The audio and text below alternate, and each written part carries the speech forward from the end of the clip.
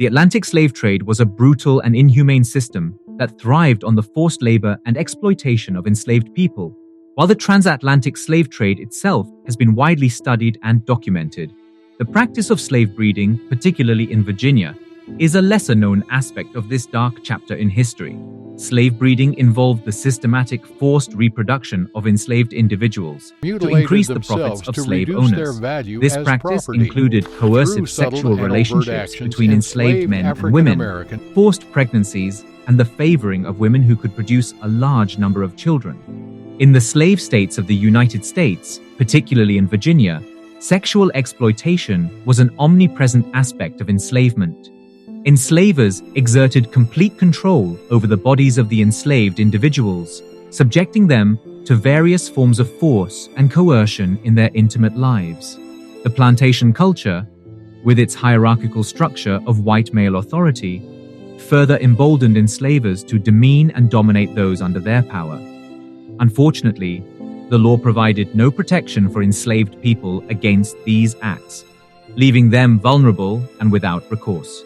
Enslaved women, in particular, bore the brunt of sexual exploitation. Slave narratives recount the ubiquity and constant threat of sexual exploitation they faced from enslavers, family members, overseers, and others. The consequences for speaking out about the paternity of their children were severe, often resulting in punishment, separation from their families, and a life of even harsher labor on plantations in the Lower South. Enslaved men also faced sexual exploitation, as some enslavers exercised the same authority over them. The sexual vulnerability of enslaved men and women was exacerbated by Western culture's objectification and sexualization of black bodies. Early European travelers had depicted black women as hypersexual and fertile, perpetuating the view that sexual contact without consent was justified. Enslaved individuals endured violation of their bodies and a lack of consideration for their privacy. At slave auctions, they were subjected to scrutiny, groping, and objectification. Enslavers would often strip enslaved individuals naked as a sexualized humiliation added to corporal punishment. The lack of adequate clothing also contributed to their vulnerability. Enslaved people's reproduction held a financial interest for enslavers, as children born to enslaved women inherited their mother's enslaved status. This natural increase in the enslaved population enriched the bottom lines of slave owners. Virginia, among other states in the Upper South, saw a large enslaved population, the end of the transatlantic slave trade, and a declining agricultural sector, which made it profitable for enslavers to sell their surplus slave labor to the booming cotton states in the Lower South. The enslavers' right to the increase of their enslaved women was often compared to the ownership of broodmares, emphasizing the economic value derived from forced reproduction. Historians differ on the extent of systemic forced reproduction, but first-hand accounts and oral histories leave no doubt that the practice existed. Enslavers in Virginia controlled the choice of partners for enslaved individuals, conducting wedding ceremonies where they determined the pairings.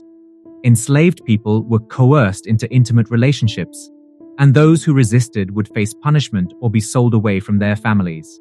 Enslavers referred to enslaved women in terms that reduced them to their reproductive capacity, and some enslaved men with strong physical builds were used as stockmen to impregnate multiple women without regard for family connections. Enslavers employed various methods to encourage enslaved women to bear children.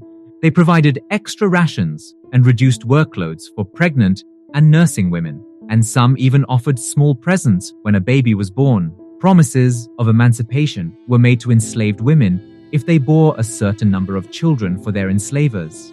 Long-term relationships, ranging from exploitation to romance, occurred between enslavers and enslaved individuals. Such relationships were commonplace, as evidenced by contemporary accounts and the high number of mixed-race individuals in the antebellum South. Understanding the full extent of the atrocities committed during this period is crucial for acknowledging the lasting impact of slavery and working towards a more equitable future.